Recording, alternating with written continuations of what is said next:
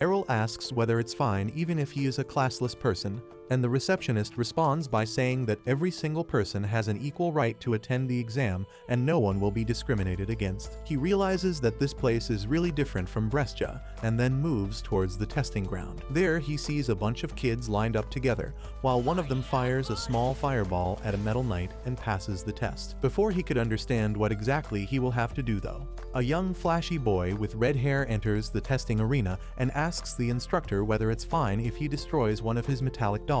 The instructor was confused at first, but then he checks his card and realizes that the boy is an advanced magic user, which is a very rare class to get. All the boys are shocked and watch the boy as he walks up and uses his spell to create a pillar of flame which completely engulfs the metallic knight. Erol finally interrupts, pointing out that the knight hasn't melted even a little bit. The instructor points out that the knights are made out of mithril, which is one of the strongest metals in the world and wouldn't break so easily. He decides to use the same skill as the cocky brat, which already surprises them all.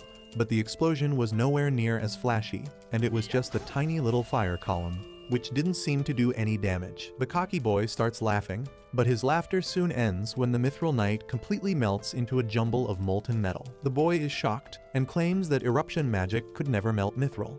But Erol replies that he used a modified version of that magic where he concentrated all the fire into a single tiny column, creating an intense heat unrivaled by any other eruption magic. With that, he managed to get into all 6 schools. After completing his registration, he walks out where the red boy and the blue-green girl surround him, and they start arguing about how Erol would be in their school since he attended their exam.